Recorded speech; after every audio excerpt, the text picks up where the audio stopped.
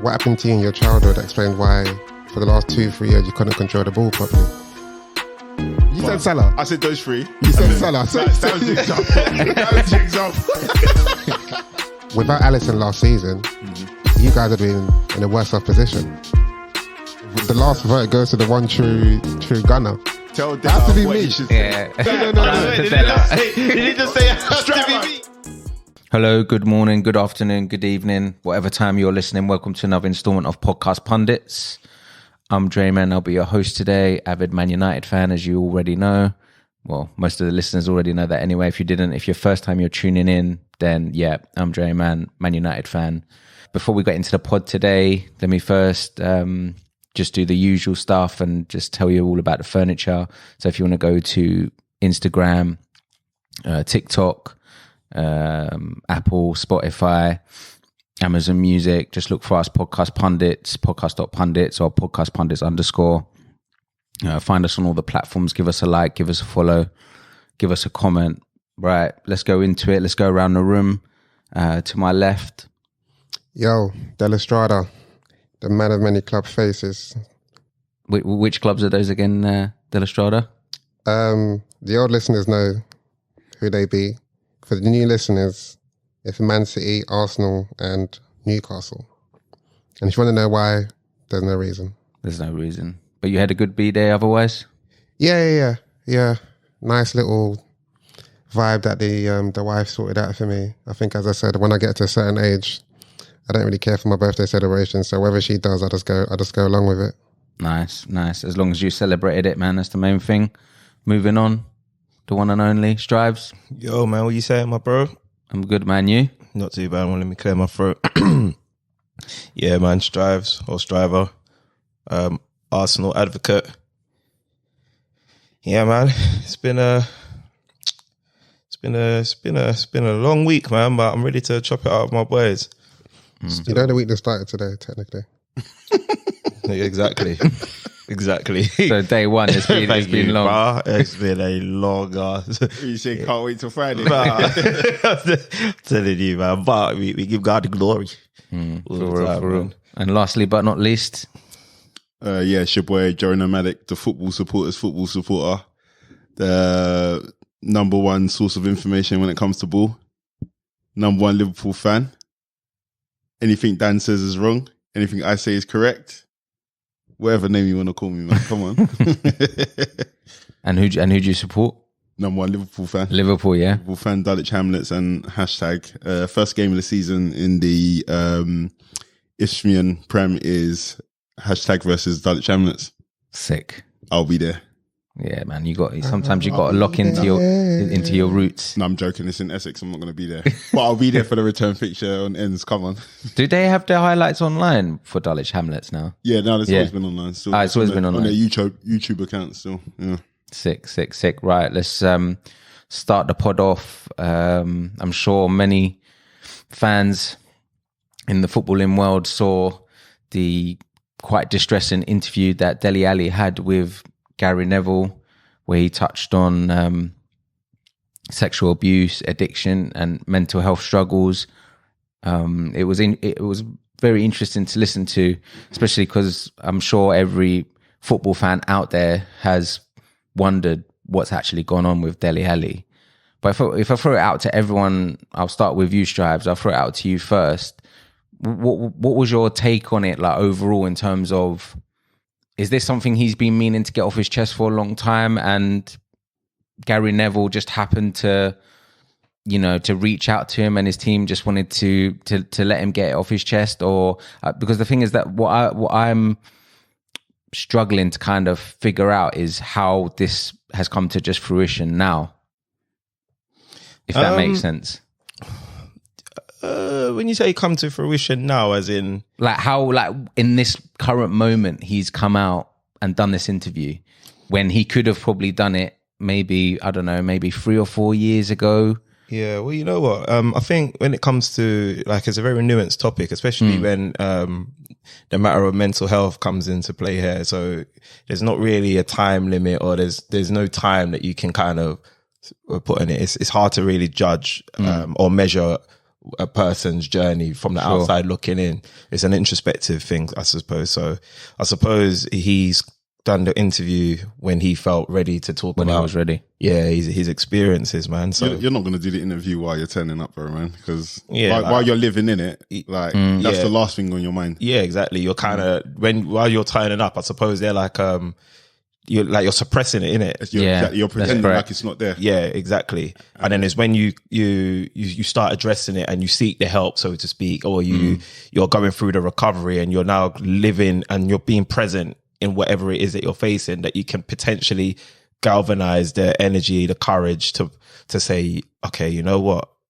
Yo, what I was going through wasn't usual, wasn't normal. And maybe speaking out about it might give people, like, I'm not looking for sympathy, but maybe I'm just looking for some empathy. I want you to understand where I was, and I'm going to take accountability for my part in it. But, you know, I can only assume that he came to that point in his journey and was ready to talk about it because he knew what the backlash was going to be, or what could come, because he spoke about that in the interview. Yeah, you know, because obviously I've spoken to a few people about it, and then they have said like, why now, or whatever, or kind of like adverse things towards it, not being rude or whatever. But it's like when everything's going okay and you're still doing like the things that you find are destructive, that's not going to be on the forefront of your mind. Yeah, that's But right. it's like when, let's say, for example, when you're at Tottenham and you're getting a couple goals, it's only when it's not going so well, or you've been dropped by the team, or you're moving to another team, or you find yourself in Turkey. That's when you have a few moments to reflect on your life. Sure. And then that's when you get to be a bit more introspective and see why am I here? What has gotten me here? Add on top of that the opportunity to have therapy or whatever. So I think it'll be a bit unfair to say why now, because whenever you do it is usually the best time to do it. So, in fairness, are we saying that Gary Neville's probably reached out at this moment in time because of how his career's kind of plateaued? Is that fair, or just to get an understanding of how he went from being so high up and potentially being one of the best midfielders, they were saying? Yeah, I'd say yeah, because it's like if your football career is going well, it'll be difficult for you to go and seek help when what you're doing off pitch is bearing fruit. Sure. Or on pitch. So do you know what I mean? Like, Yeah. You'll have to be incredibly self-aware to be able to say my life is going great in my career and in my achievements, but I feel like I need to go and see somebody for some help. So like it makes sense for when it's hit a potential rock bottom that you'll then speak out on it and find like a reputable source to speak through. Yeah, sure. Because obviously he said that he went through things quite young in his life as well. So if I put it to you, De La Strada, obviously he's a footballer that obviously we sometimes say, you know, they get paid a lot of money, you know, what problems do they have, and, you know, why they're not performing on the pitch. But does it go to show, like, whatever happens in your past, especially if it's not a great past, it can affect you whatever industry you're in or whatever job you're in, right? Yeah, 100%, especially if you've not given yourself time to let go of certain things. And obviously on his case, it seems like he's still holding on to the past. But for me, I need to understand whether what happened to you in your childhood explained why for the last 2-3 years you couldn't control the ball properly. And that's got nothing to do with like mental or anything.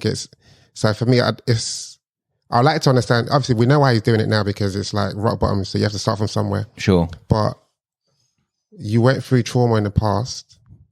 You rose above it and you succeeded. Then, of course, you just had a spell where you just let yourself go. But again, like, I played football, guys. I played football. What happened to me 10 years ago doesn't justify how I can't control the ball. Yeah, that's right. Or pass or run. I think it's so important that you said that as well, because at the same time, where me and Strav are coming from is one side, but I think we need to ask questions. Yeah, Of course. And a lot of people, once they hear mental health or all that, that's it. They put up a fucking. There's the wall. Yeah. You can't talk about anything. No, I need to hear both sides in it, because I make it right. Like, it should technically not be able to stop you from controlling the ball, But then I think about myself and the times I wasn't, it was controllable. And I look at the decisions I made the night before and all those kind of things. Right. And I wasn't exactly in the best position to be controlling the ball on that Sunday morning. Or that Sunday morning. Facts. I think Dele Alli's being crazy with that opinion, but obviously it's his opinion. But I think it comes I wouldn't say it was crazy, bro, because but I'm saying from what Joey said, he said that obviously what you did like the night before, but Dele Alli's come on record saying wasn't he like taking sleeping pills? He doesn't. Yeah, but it just depends how you. Yeah, he said he didn't do it before games, though. Yeah, but he said that. But who knows? he had to say that. But the thing is, it all depends how you are as a person mentally. As in, I'm talking from personal experience. I remember going through a crazy period. Just before, obviously. I had my daughter in it, and the way I had my daughter, as you man all know, and I remember like before even you man knew the stuff that I was going through, like I remember just thinking, damn, like I need advice, but I was going through it, brother. I remember turning up to footy, and it was like everything was forgotten, and I was having my sickest performances because it was like I was focused so much on that, and then after that, I was back to being I was back in a sunken place, innit? But then at the same time, I've also been at things where I've not really given it, like I've stopped giving a toss about football or what I'm doing. You know what I mean? As in, so what Joey may have described, where I've gone out, got plastered, I don't care about getting there on time. I've got on the pitch, I'm thinking I just need to be on the pitch and, do my job. And then, I'll get roasted. Like, no, you've played absolutely dead. And yeah, I will say it's because there was stuff going on outside of football. Yeah. But what you're saying, so for you, football's leisure. Yeah. Like you still have to turn up for work and do it to the best of your ability because that's what paid your wages. I mean, that's what paid. I never did, man. No, essentially, but you have to do it to just keep a job, right? Anyone at my work, I was listening. I'm kidding. No, but you know what I'm saying. You did what you have to do. I was going to use that analogy first, Dele, but you know why I didn't go with that one? Because I wanted to keep it on football, but I'm glad you took it there. That's his job. No, but I'm glad you took it. So for him, it wasn't a thing of, okay, maybe his leisure was to be doing balloons or to be other stuff, but for your job, we've all been through shit.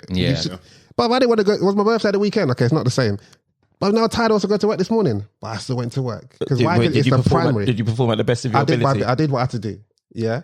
I did my job. You did what you had to do, but did you perform at the best of your ability? Listen, sometimes you don't have to perform to your best ability. Just do your job. Dele Alli, you don't have to perform to your best ability. Do your job. But that's what he wasn't even doing it. He was doing his job. No, but he was just turning up. I wouldn't say he was doing his job. Bro, if he was doing his job, we won't be here. Maybe he can give you a 7 He got a low move to Besiktas. He's back at Everton, bro. He's still at decent club. No, but that's his job. That's what I'm saying. So let's not mix up with. But if he was doing his job to a good, not an amazing standard, he'd still be at top. Yeah, he'll still be okay. Because I agree. If we were, is he not better than some of the players that's already there now? If we were going to give him a choice of going to Everton and Besiktas, he'd probably stay at Tottenham. What do you think? Yeah, I get that, but I'm just. You didn't go to those clubs on merit. Yeah, exactly. I'm just saying that I think it's harsh to say that he's other areas of his life doesn't impact his job. Yeah, of course it does. Yeah, but it impacts your job, impacts Joey's job, impacts Dre's job. Yeah, but we still have to do it week in, week out. And I'm not saying because it's football, it's easier. But at the end of the day, you need to focus on the primary because if you can't focus on the primary, then you can't move on to the secondary. Primary being this is your bread and butter. You need to show up for work and do it. Otherwise, you'll get sacked. You'll do this, and whatever's going to feel sorry for you. So what? Okay, so let's qualify what showing up for work is. Showing up for training, showing up for games. I think and being available for selection. He did that. No.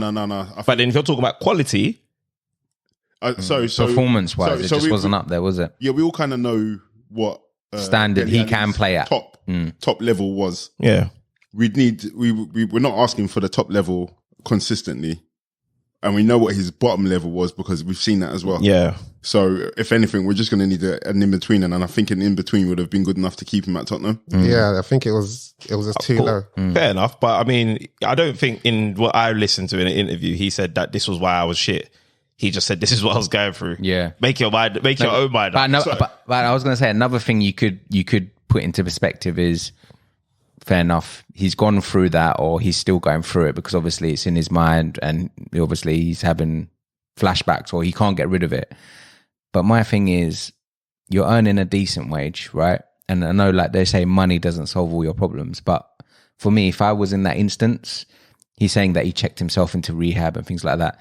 But then you can just be like, actually, when I go recently. Yeah, but I was going to say, he could have back then. He didn't even need to do the mental thing, but he could have gone, you know what, things ain't right, but what I can do is I can hire like a personal coach. I can do this. He could have put things into place. I think the only to try and help him. You're going in is that you can't really supplant yourself into that situation because let's say, for example, we've all grown up with our parents, or we've had like as much as that as possible. If you put yourself in that situation, let's say, for example, you've been abused or you've been abused via neglect from your parents. You're not going to be capable of building a team strong enough around you to advise you to say, bro, like what you're doing, these sleeping pills that you're doing, blah, blah, blah. You need to check yourself into that. You like, how old was he when he started going off the rails, did he say? But I know from 6 or 7. Yeah, I know. Young. Yeah, I think 6 was the molestation, 8 was the drug dealing. No, I'm just talking about when his performances started dropping. So. So if I was that age, and even with the upbringing I've had, if I wasn't around my people, I'd be turning up. But the thing is, I'm never going to check. But the thing is, he would have known that his performances would have been bad. That's my whole point. He could have put things into place to help him out. He'll know because he knew his performances were bad. But one thing that he said, and I think we're not in a place to pass judgment because we don't know how it feels to be in that situation, is that he's going through stuff and he doesn't feel like he needs help. Yes. Right. You know what I'm saying? So for that reason, he's just like, he knows he's messing up, but he doesn't feel like he doesn't, no one can check him. So as you said, until he felt comfortable saying, you know what, I need to check myself in, that's when you do it. But up until then, literally most things in life it's a you problem. I can tell you A, B, C, D, but unless you are ready to do it, it's not going to do it. I agree. So I understand that thing I understand the whole mental thing, not disputing that. I'm just trying to say, you still have to live life, man. You still have to strike a balance. Yeah. You train, you play, go and do your leisure stuff. You can do everything within reason. And essentially, what I keep on saying is that this is your job, bro. And if you don't want to perform, then everyone has your employer has every right to say, you're gone. Yeah. I think the last thing on that as well is when Gary Neville was kind of taking that information in, he said to him, it seems like you perform when there's stability. And again, that comes from not having stability when he was growing up. So that's why I feel like it's hard for me to kind of like critique him in that situation. Yeah. But as Della said, you're going to have to find some way because at the end of the day, the accountability is always going to be with you. No matter what happened to you in life, the accountability is always going to be with you. So if now he's come out, everybody knows, obviously he's had issues and whatnot, and we hope that, he's seeking the right kind of help and advice now. But my thing is, what happens now with him on the pitch? You hope he turns up. Well, this is the thing. You know what I'm saying? And then if he doesn't turn up, does that make him go like 5 more steps back? Potentially, but realistically, that's life. And he's not immune from life, and nobody on this planet is, even no matter how much money you got. Yeah. You might be able to shield yourself from it for as long as possible, but life gets everybody. But does anyone think he's going to turn up? I hope so. He sounds like he's hungry. Forget that. No. Do I think if he's you're going to put money on it? Yeah. Okay. I've never thought he was anything special. Yeah. Can he return to the place where he did the basic Dele Alli? Not necessarily just scoring goals, but just, he can in the right environment, in the right setting. Can he do that at Everton, who are going to be fighting relegation?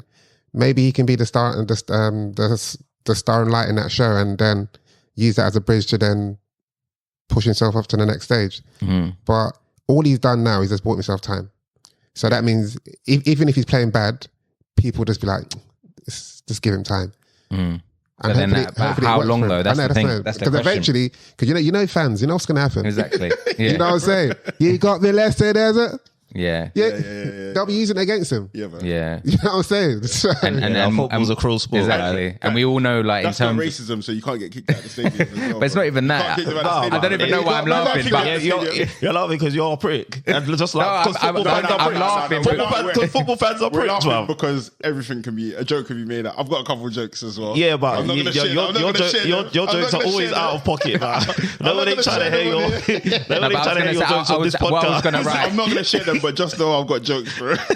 Yeah, because obviously, not only do you get the backlash from the fans in the stadium, but obviously through internet as well, media, Twitter, Instagram, all of those things, just even like via comments. That's how crazy we've come in terms of today's society, right? Like, you can't hide at all. I'll tell you what. But then, so what? So what, are you saying that, bruv, like, you can't? This is why there was a whole campaign for men. Like, we can't open up. Men can't talk about what's going on in their life. no one's saying that.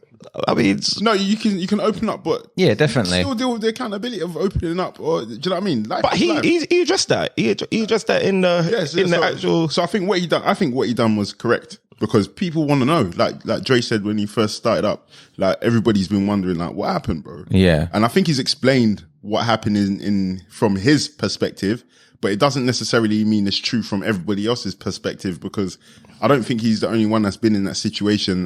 But what happens to some people doesn't happen to everybody. So it's like, because obviously we know about Gary Speed, God bless his heart. So Yeah, exactly. But What happened with him? He was committed molested suicide, by, didn't he? I don't Barry commit Bennell. suicide, but why? He was molested by Barry Bennell, the guy that was at Chelsea that molested loads of people. So why at that point did he decide to take his life after all these years? Yeah, because, you know, you stop playing football and then the silence, you've got nothing else to do, bro. And then, like, that's when, like I'm saying, He lost his vice, apparently. like Dele Alli's career is quiet, and then you've just got this loud voice in your head telling you about all of these things, man. I reckon anyway. But Speedy was a manager though. He's still in management, and he was doing well with Wales. Was he still managing when he? He was a Wales manager. Okay, maybe. But again, you know, football and not playing football, I think that's one of the depression that comes with retiring from football. is crazy as Definitely. well. Definitely. But yeah. So like, it's hard to speak on.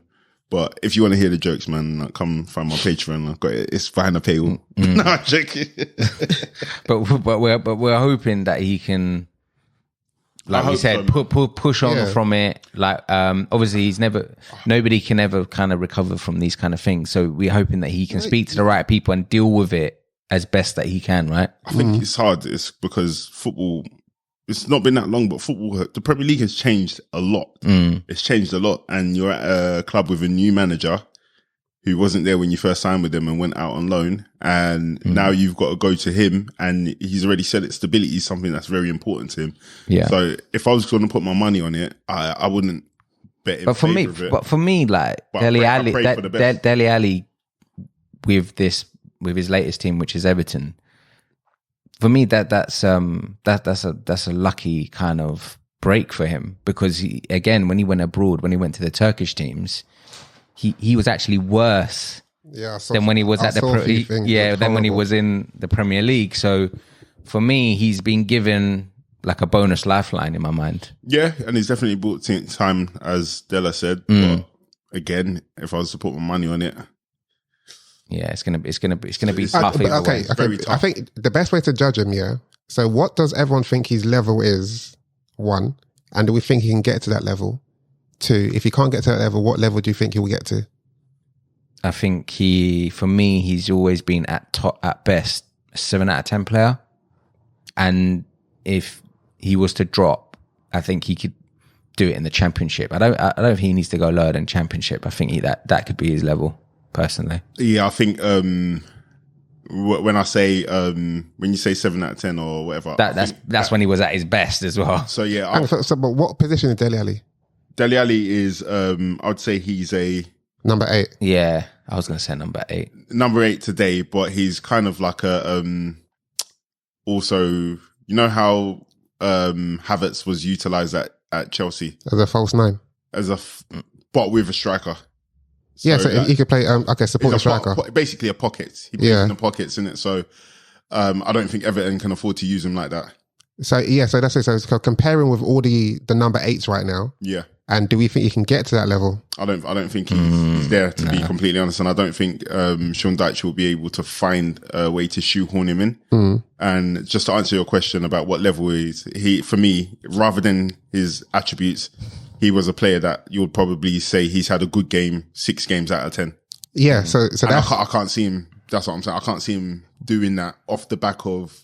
But 6 out of 10 at Everton probably wouldn't be too bad. I think that's why I think it'd be acceptable at Everton. That I think like that level. Yeah, but obviously if he can just be harder though, because there's not as good players as they were at that prime Tottenham team. I agree. But if he now shows an improvement after this interview, it will go some way to show that maybe this interview was the beginning of some sort of demons. The beginning of a turning point. Because remember, like, my stance is I believe that you sometimes what's going on outside of the workplace can overwhelm you to the point that it impacts your performance at work. Yeah, so if that is true, because I'm not saying I'm right, but if that is true and we start to see an improvement, then that's what we're all hoping for. But the only thing is that I'm just looking at all the players that have been very decent and have gone very, very bad, and how many have returned. But the only person have they addressed it? Like, I'm thinking of, when you said that, I was thinking of, they had an issue. I know, but when you said that, I'm thinking of Aubameyang. He went really bad. Yeah. And he stayed really bad. But he doesn't seem like he's like addressing anything. Like, he might not have anything to address other than he doesn't care about the game anymore. That's not necessarily. He made his money and was bang. So now the reason why I asked that question is that I haven't got an agenda against Dele Alli. I think he's historically, but I've never bought into the Dele Alli hype. So I think like he may return to the normal Dele Alli, but the normal Dele Alli was just basic, just about good. No, it wasn't basic, man. That's I think he's just good, because we can't say that Rashford is good and but Dele Alli. Okay, so when I say to people, what made Dele Alli a good player? He scored. No. Take away his goals, then what happens next? That's what I've always said. It's his timing. Yeah, he scores goals. But time, that's important. No, but I'm saying, that's what Frank Lampard used to do. I'm not disputing that, but I'm saying if you say, okay, what makes him a good player? Timing, dribbling. He's dribbling. Yeah, bro. He used to. He did. He wasn't that done bad. At Liverpool a couple of times. Goals. Timing, dribbling, positioning, ability to press. I don't know what Pochettino used to instruct him, but from the way he was playing, like, his tactical awareness was decent. So I can't, like, for you to say. So you've not really basic. No. So I think that's unfair. So basically, you've not mentioned anything. Go on. With him on the ball, apart from dribbling. So all these attributes that you mentioned were off the ball. He can finish. Yeah, he could finish. He could say goal stuff. No. But essentially, what I'm saying, on the ball, I don't think he's anything special. Wait. Off the ball, he makes the runs and so if you've got a team, 50% is you're less on. You spend less time on the ball than you spend off the ball. So you can't say that he's a basic player. Okay, he's not basic. He's nothing special. He's good. Just about that. I've never bought into that hype of him being this incredible, unique player. Sounding kind of agenda-ish. A massive agenda, bro. Sounding kind of agenda-ish. How can it be an agenda if I'm saying I don't think a player's good and I'm explaining why I don't think they're good? But you said you don't think he's good because he's not good on the ball. No, on the ball he's nothing special. Yeah, but that doesn't mean you're not a good player, bro. Okay. It's like Odegaard, hang on, Odegaard's amazing on the ball and he's amazing off the ball. That's why we think he's an amazing player. There's loads of players that are terrible off the ball, but they're good. Okay, hang on, let me finish. There's loads of players that are good on the ball, but they're terrible off the ball. They're useless to their team. So that's what I'm saying. You can't say that because he's not good on the ball or he's not the greatest on the ball that he's just good or he's a basic. Okay, player. so let me reframe the argument of what I'm trying to say. Yeah. He's a good player, and that's about it.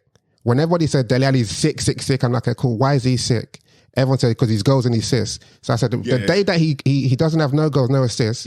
Tell me if he's a good player. And all of a sudden, isn't that the same for Odegaard? When Odegaard hang on, let me just say, when Odegaard stops registering goals and assists, doesn't he just become Adel Taarabt? No. The difference between, so what I'm trying to say, so unless Dele Alli is scoring goals, personally, I don't think he contributes much to the game. Odegaard may not score, may not assist, but he's influencing the game. So my thing is, I don't think Dele Alli can influence the game. He can't, like, he plays in midfield. I don't think he... Didn't Dele Alli create quite a few chances, key passes and assists when he was hot? when he was hot. In that period when he was hot, those 2 seasons. He played as a supporting striker, so he made us pay the last pass to Harry Kane, and it's classified as an assist. But take out those things. I'm just looking at it as a footballer. And that's how I've always looked at him as a footballer. But you have to remember, so him in that position, because we talked about Kai Havertz the other day, him in that position, his positional runs were good. When you make positional runs, you're opening up space for other players. So that's what I'm saying. You're kind of like denigrating the value of off the ball. No, but I reframed the argument. I explained where I was coming from. I understand the impact of a player off the ball. Impact when he's not scoring and he's not assisting. Like I'm saying, if you're making the right runs and you're dragging, like there was a clip of Romelu Lukaku, the players on the inside, the defender on the inside is watching him. He makes a run inside, and because he sees his player coming down the left, drags the left back in.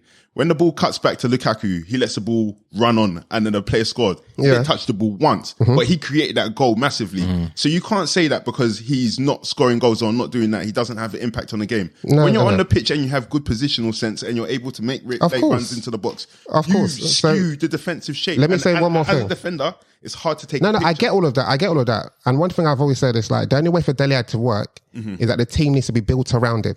So for everyone that said I would take out, I'm like, at United, would you take Dele Alli? At his peak, would you have taken Dele Alli? Yeah, no, 100% Man United fans would take him, bro. We probably would have, to be fair. And played him where?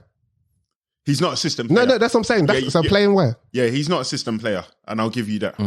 It depends. I need to check. Exactly. So Liverpool, you wouldn't have taken him. Because he's not a system player. At Arsenal, would you have taken him? We're not taking him now. So that's the point I'm making, that he's good. Unless you're going to say, look, everything is going to go around Dele Alli. So that's why I think he's struggling right now, because the team's not built around him no more. But you know what? Just to kind of go with what you're saying, he's definitely not a system player. I think currently Arsenal play a very good system. Man City play a good system. Liverpool play a good system.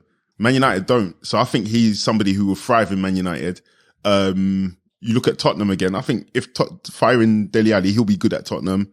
I don't know what Postecoglou is going to do there. But there's loads of teams in the Premier League who don't necessarily operate in a system, and they just have like wide players or free radicals that go out there and deliver them the game. And I think there's still teams that don't necessarily. No, he's a good player. At United, he would be redundant though, because obviously they got Bruno now. Now, but we're saying back then. At the time, nobody was really playing with the system apart from Liverpool and Man City, to be completely honest. So I think he would have gone into those teams, and probably even Chelsea as well, because he used to terrorize Chelsea. Because we got to remember he's 27 as well. So in theory, if you're not really cutting it within the next 2 years, what are you probably doing? Looking at Championship, as Della said. So that would be my word. Sorry, it was Dre. Let's clear this up. Everyone said I got agenda, and I didn't say that. No, I'm saying put your hands up if you think you've got the agenda. But yeah, we I'm sure, like everybody, like we're probably hoping that he just has like a decent season with Everton, right? And because he's currently still injured, from what I've heard. Without taking a piss, I think Sean Dyche is pissed. You think so? He's pissed. Why? I think he definitely had no plans for Dele Alli. But he can fit in that midfielder. No, but I'm saying he had no plans for him being there. And then now this interview's coming, like you said, it's bought him time. Imagine you let him go. Send him to Besiktas back. Bruv, man, the game's the game, bruv. Like, you've given us context as to why things were the way they were, but it doesn't change the fact that things were the way they were. Like nobody is above consequences. So yeah, he might be pissed because of the optics, but I don't think so at the same time, bruv. Alhamdulillah. Isn't that what Mendy said when he came out of court? Yeah. Yeah, those were his words. Alhamdulillah. Yeah, that was it. That was the one word he said. Sorry to move from Dele Alli to Mendy, but again, that's another thing that's been in the spotlight. That was his one word that he said as soon as he came out of court. And to move on from this Dele Alli thing as well, it's like this is like the two extremes. So for me, like Mendy, they obviously got suspended from Man City with everything that happened. He's going to court back and forth and whatnot. But obviously his career took a toll, and he stopped getting paid from September 2021. We're in 2023 now. I think it was June 2021. Yeah, it may have even been earlier. But again, it's how, as a footballer, that it must be tough, to go through this all. And in my mind, I'm always thinking, you go to court, right, to you're innocent until proven guilty, right? So in my mind, I'm thinking, how does a club just adopt a thing and just say, yeah, we're not going to pay you anymore? It's the image, isn't it? They're trying to look after the image. There's so much money in commercial. Like, let's be honest. Let's say Dre's Barbershop is the main sponsor of Man City, and every time they talk about it, your image is there. It's not good for business, man. So it's the commercial pressure. That's like, whatever's happening, we need to separate ourselves from you. I can understand the separation, but in my mind, if you're found innocent, surely that club, do they not have a duty to go, actually, this guy's innocent, but we stopped paying him in 2021? Why, is this guy not entitled to his wages? When you said it, on what grounds do they They terminate this contract. Yeah, on what grounds? It's not gross misconduct, because I'm innocent until proven guilty. No, but but this is my whole point. It doesn't. It's not like that. It didn't work out like that.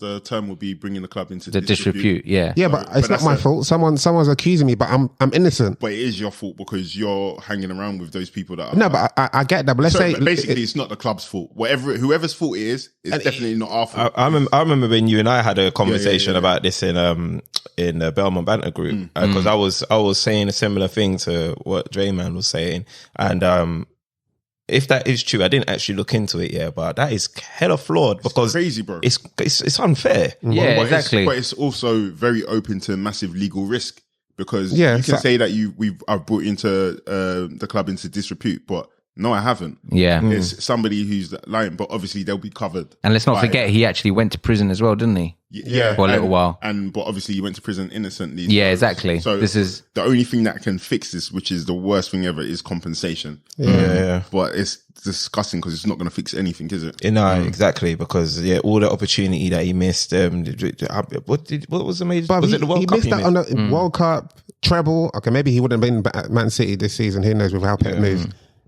The titles. But it kind of goes back to what you were saying as well, because you got one case where with Mendy where everything was taken away from him. Yeah. But you've got another case with MG Dele where he was it was we have to put it right, it's his decision making, whatever the reason was. It's his decision making. And then another example of that is Mohamed Sissoko, bro. He was Liverpool captain in the France squad, and then they wrongfully banned him for doping. Oh yeah, I remember that. And he's gone down since. Missed the Europa League Cup final, whatever, and his career has just gone downwards since. They've given him a bit of compensation, but that's not going to fix. Is he still kicking? He's plays for Montpellier.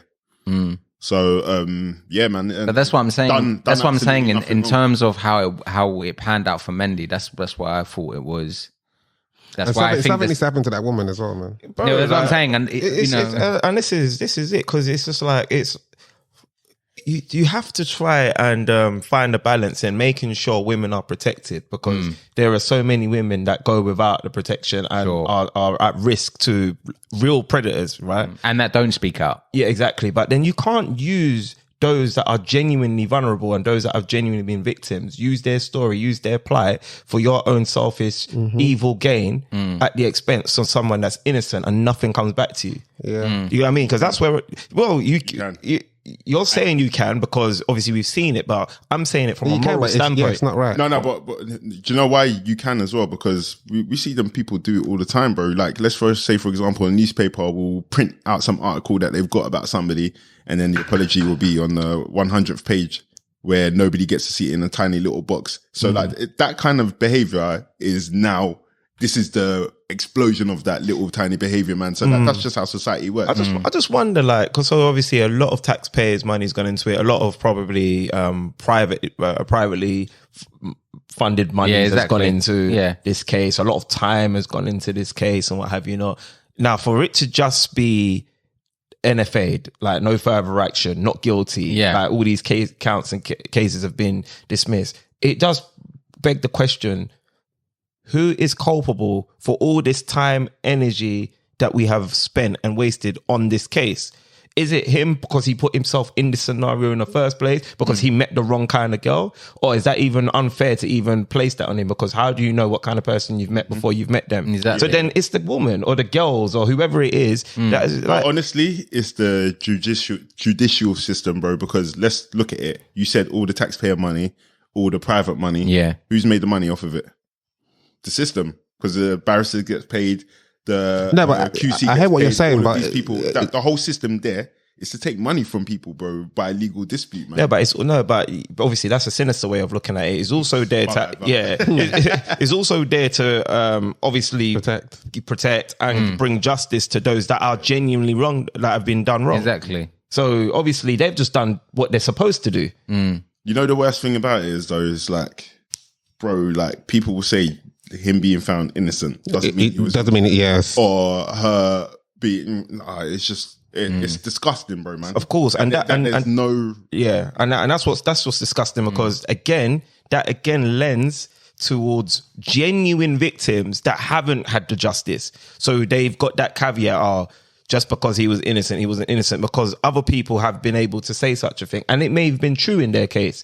But here, that if you actually read through the cases and look what's going on, there are so many discrepancies where you're like, sorry? Yeah, exactly. It's insane. And then now, bro, but it's just weird. Now, just fast forward, because it's so like, it's too complicated, too layered, that nothing that any of us will be able to get to the bottom of. Yeah, exactly. But at the same time, it's just like, we are here now. The conclusion is this. A man he still had a family, he still had bills. Exactly. He still had all these things that he needed to take care of. His career took a hit. Yep. And now he's lost out. Facts. He's lost out. He's lost time in his life as well. Yeah. Let's not. not only that, bro. Like you look at so many people that have been wrongfully convicted, bro, and then like now, literally, he has to be on suicide watch for the rest of his life, bro, because that's a high potential, bro. Yeah, high potential, bro, because that the injustice, the trauma, and there's still gonna be loads of people out here chatting shit, bro. Yeah, he's saying he needs to do an interview with Gary Neville, bro. But you know, not Gary Neville. If go on Stephen Bartlett. Stephen Bartlett, Memphis the thing is, if I'm Filthy Fellas. No, come on. No, definitely not that. No offense to the Filthy Fellas, man. A bit more serious. Hey, man, you sure you didn't do it? Yeah, exactly, man. No, you can tell us, man. Imagine like the BBC quoted, and he appeared on the Filthy Fellas. Yeah, exactly. Oh my God, imagine. Look at even the name of the publication. Exactly. Bro. Yeah, exactly. But the thing is, if you're Mendy, I mean, this is from my perspective, but I know why he wouldn't do it. But I'd be taking them back to court for all my losses. Taking who to court? What, the girls? The girls. But they ain't got no money. No, but yeah, they ain't got the money. I think all you can do is get a civil. You get some redress from the court system. There's something. Oh, but really? It's a pittance, man. Oh, It'll be really? like 20% or something of what you paid. And a written apology or something like that. You can get a public apology. Yeah, you'll get some sort of recourse, but nothing again, compared to what he paid. Yeah, this goes back to my point that he's been found not guilty, but these girls, they just go back to normal life. No one knows their faces. Because they're anonymous. Yeah, it's true. We can link them just on your everyday life tomorrow. And exactly. Not knowing this is that animal that tried to really. On that thing, do you think they would have told their employers what was happening? Who the victims? Yeah. There'll have to be some sort of welfare officer, right? It depends what kind of job that you're working at. But exactly. I believe, you'd have to tell your job because you'd need to take time out to go court and. They could just say I'm on a court hearing. I don't think these girls were working like that, bro.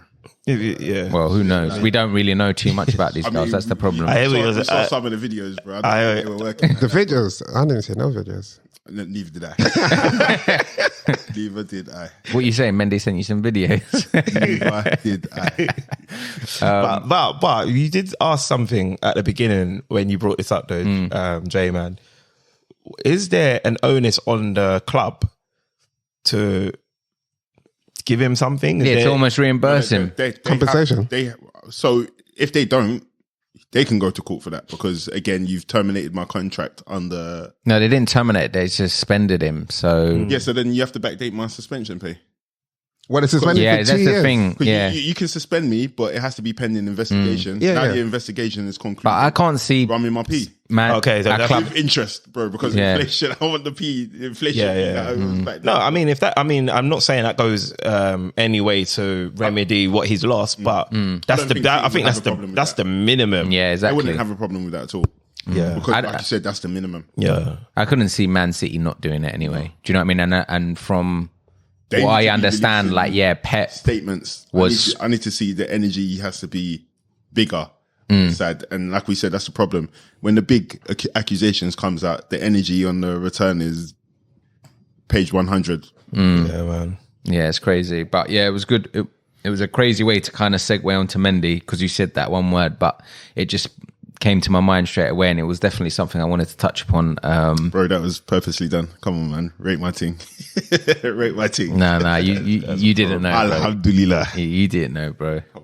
So moving on from that subject, obviously, which we've touched on. One of the questions that I'm pointing out to the podcast pundits today is which player from every team, like when I say every team, more like top 6, would be the biggest loss for them and why? So if you'd think of the top 6 teams in the Prem, which player or I'd say starting 11 player, which player, if you took him out the team, would cause the most disruption for that team and why? And on that, do we have to agree, or just each person just say who they think? I think we should agree. That would make it a bit more. Okay. Yeah, I suppose we can agree. Yeah. So let's start with Liverpool then, Why do we have to do that? because we're on the subject of Liverpool. Let's start Yeah. with Dalic Hamlet. Come back, Reece Alisani. No, obviously, like the key players were VVD, Alisson, and Salah. Was VVD a key player this last season? Not this season, but just in general, innit? And when he's not playing, we don't look great. So say who you think and why then, bro. I would have to say. Wait, if we're starting with my team, why do I have to say first? No, say it's your team. You know your team inside out, innit? But we all have to agree. So you can go. No, first. say who you think first, because it's your team, innit? You know your team inside out. This topic just came to me. I haven't even chosen. You But said Salah. I said those 3. You said Salah. That was the example.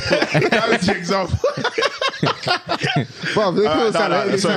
For me, it's between Alisson and Salah. But why don't you want to land on Salah? Because I feel like there's a reluctance to land on Salah. There is, because I think last season when Mane was leaving, I also wanted Salah to go as well. Okay. Because I think that Salah is our crutch. I think like when we don't have him, we can't necessarily play ball, or we're waiting just for a bit of magic to happen. And it's been to the detriment of our, like, how we press, how we play, and we haven't really thought out of the box as much as we did before he hit, I'd say, the craziest of heights. Like, we had Mane to balance him out. So obviously, like, when Salah's gone, it's a big problem, but I think we have to start planning life without Salah. So that's why I kind of wouldn't mind him being gone at the same time. And I think, but he'd be your biggest loss though. I think it might be Alisson. I think it's Alisson. I think it might be Alisson because, again, defensively, like, he gives our backline confidence, even though they stink right now. We always, like, when the chances they're through on goal, I still feel like it's at best 50-50 when it shouldn't be on a one-on-one, if I'm going to be honest. So I think, yeah, Alisson. But let's be real. Like, without Alisson last season, you guys would have been in a worse off position. But also without Salah, they would have been in a worse. Yeah, but Salah didn't turn up throughout the whole season. He was more end of the season, right? So, but throughout the whole season, Alisson was consistent. So without him, you wouldn't even be able to be in a position to even recover. Remember, this can be like factually argued, innit? So I don't have the numbers with me, but I'd have to see who prevented the most goals combined to. But it has to be Alisson. He's your goalkeeper. Of course, he prevented the most goals. Who prevented the most goals and who scored the most goals, and take those stats and see how they would have impacted each of the games. Yeah, now you're getting to technical because you took a goalkeeper whose job is to protect the goal, so he's going to make the most saves. And we took versus your number one. My thing there though is they've got other goalkeepers in Exactly. it. So I'm like, even if he wasn't there, another goalkeeper. Who's your other goalkeeper? Kevin Kelleher, who is highly rated as well, bro. Okay, Kevin Kelleher, highly rated. And we've got Adrian. I don't know your team. So you're trying to tell me this is how you can judge it. Yeah. For the whole, let's say the season starts right now. Yes. And it's confirmed that Salah's injured for the whole season, or Alisson's injured. God forbid. So who would you miss more? This is how Alisson or Salah? Well, bear in mind, you got people that can probably come in and maybe not do as good a job as Salah, but can still do a job. Okay. But Alisson, the drop off, you tell me. again, it's just Salah out and we've got our full squad. Yeah. Then it will have to be Alisson, I think, because I'm confident in. Who's gonna bring the goals for you? Like Luis Diaz was out. For I was going to say Diaz would be. I'd expect him. I feel like Nunez is will be able to get a tune out of him. Your new number 9, Diogo Jota, number 9. Diogo Jota gets goals.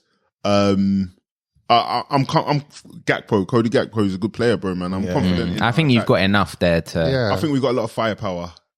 But I think you got enough. I think you got enough to come fifth again. Yeah, if you lose Salah, but I think with Alisson. Yeah, with Alisson. By the way, I'm not discounting Alisson's impact in the team, but I just feel like you would probably survive more. Have you seen their number 2 and number 3? Yeah, remember he's a cup keeper, bro, and he won all the cups last. No, I'm not disputing that. I'm just saying. So, but you've seen. I've seen, but I can't say that I've seen him to the point where where Joey said that he's at a high level. I can't say that. Highly rated. Sorry, highly rated. I couldn't like agree or disagree with that. But what I can say is, I believe that he would be at a standard with the defense that you've got. Yeah. Because like obviously last season, let's call it an anomaly season, considering you guys have been smashing it for the last like 3-4 years prior to that. So if Liverpool being at the standard that Liverpool have been at bar last season, I'd expect them to be able to circumvent their drop off from Alisson to your number 2. But if you still had Salah. But the thing is, you don't know how far that drop off is. In defense of Dele, we have to remember before Alisson came, we had VVD and we got better, but it wasn't enough. But you were still top 4 in that, no, right? We were, but remember, nobody else was there. Let's have it right. Arsenal wasn't where they were. Tottenham was probably the nearest team after Man City and us. So in his defense, like Alisson going in goal was massive. Yeah, no, of course that took you to obviously the heights where the pinnacle, man. So it's a hard one, but again, goals win games. Goals win games, man. And if you don't have Alisson, maybe your defense steps up because they haven't got that guy who you can be 100% confident in. That's gonna stop. It'll change the way you play, but it changes the balance. Who's gonna win you? I know you've got other players that can win you. I'm gonna go finish on Salah just for the fact that it's the goals that wins games, and I think if we didn't have Salah, somebody will step up, and if we didn't have Alisson, I think somebody will step up. So you're gonna finish on Salah? I'm gonna finish on Salah. Yeah. Does that now, obviously having to think about it and go through the motions, does that change your opinion before when you kicked off with saying that you wanted to remove the crutches from Liverpool in Salah and Mane? Do you kind of regret ever wishing for that now? No, because again, if you get rid of, I think it's easier to replace an attacker than it is to replace a goalkeeper. Maybe then doesn't that kind of contradict the biggest loss? Finish. Yeah. But it obviously, like I said, the goals can come from a whole bunch of teams. But I'm also the believer that you need somebody scoring 20 plus goals. Right. And you also need someone to be saving 20 plus goals as well. Yeah, it's true. It's a tough one to call, to be fair. Again, just to go based on the fact, goals win games. Goals win games. So you're going with Salah? I'm going to go with Salah. Yeah. I'm saying Salah still.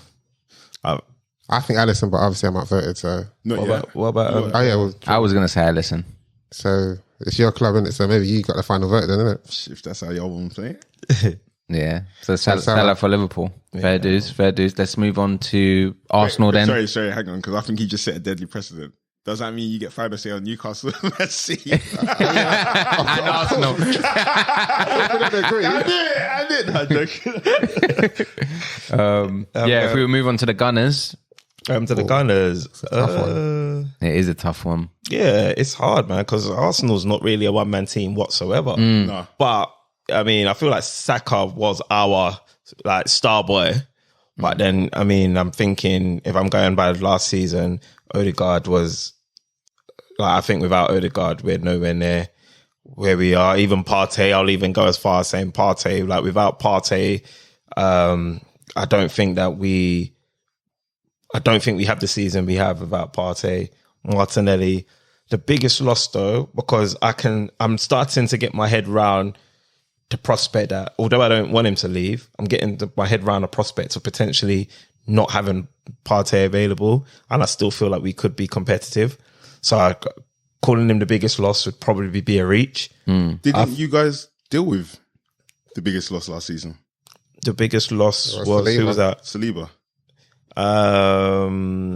Depends how you look at it. Could you argue That's a when good. the That's drop-off also started? that's Could you actually argue that that's when the drop off officially Yeah, started? but if the question is based on last season or based on if you're looking at Arsenal based on the acquisition, then it's different. But I don't know what's the line. that is a bit of a good point though, because without Saliba there was, but then back then also my personal opinion on that is Mikel Arteta could have done better to circumvent that loss.